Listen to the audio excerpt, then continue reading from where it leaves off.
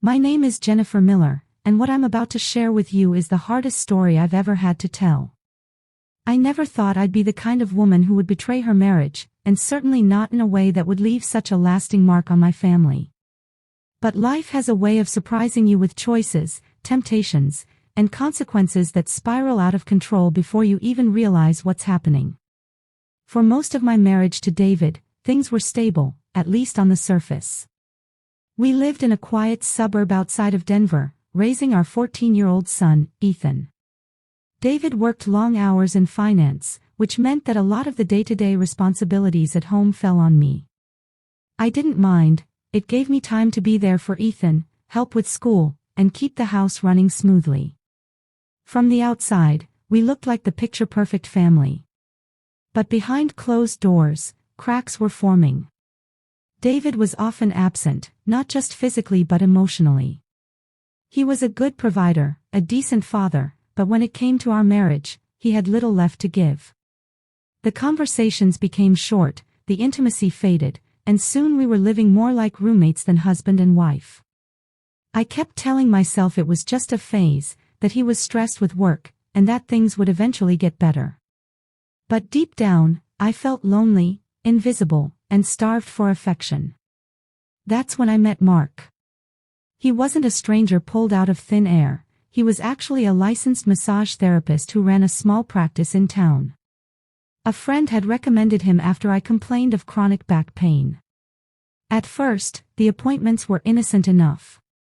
He was professional, polite, and incredibly skilled at his work.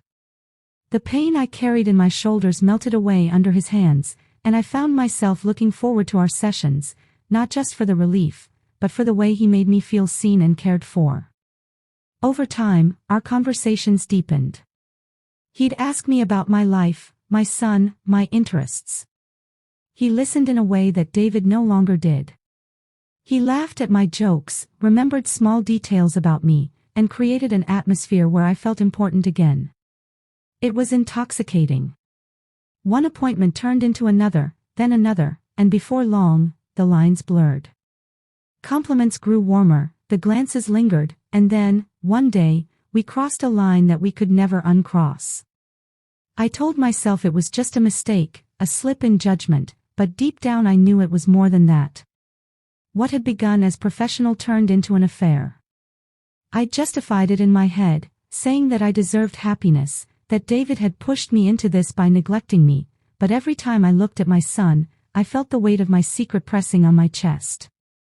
The turning point came one Sunday afternoon. David was out of town on a business trip, and Ethan was home working on his science project.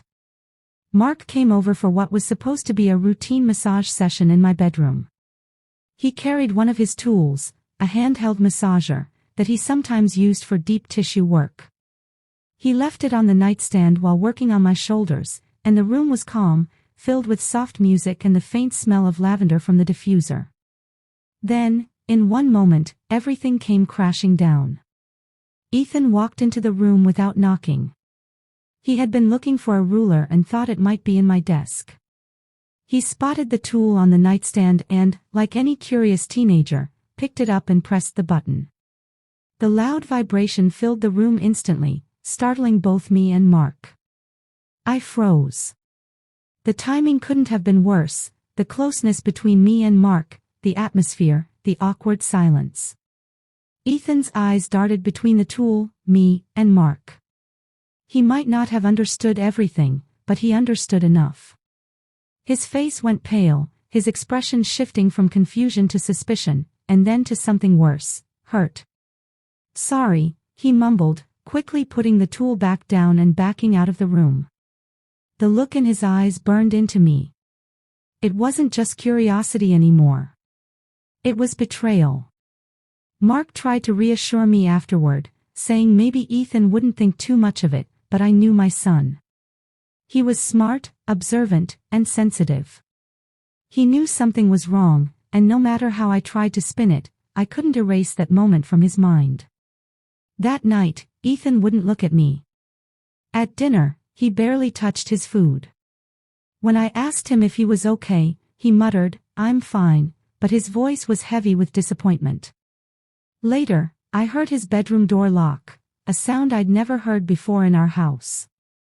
That lock was a barrier, not just physically, but emotionally. The next few days were tense. Ethan avoided me, and I walked around the house with a lump in my throat, knowing the storm was coming. I didn't have to wait long. When David returned from his trip, Ethan wasted no time. One evening, while I was in the kitchen, I overheard them talking in the living room. Ethan's voice was low, hesitant, but his words were clear enough. "Dad, I think Mom is seeing someone."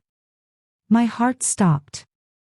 I stood frozen, listening as my son betrayed me to my husband, not out of malice, but out of confusion and pain. David's voice was sharp, filled with disbelief. "What are you talking about?" he demanded. Ethan explained what he had seen, what he had felt, and though he didn't have all the details, it was enough for David to confront me. That night, everything unraveled. The accusations, the tears, the shouting, it all spilled out into our living room, shattering the fragile family image we had maintained for so long.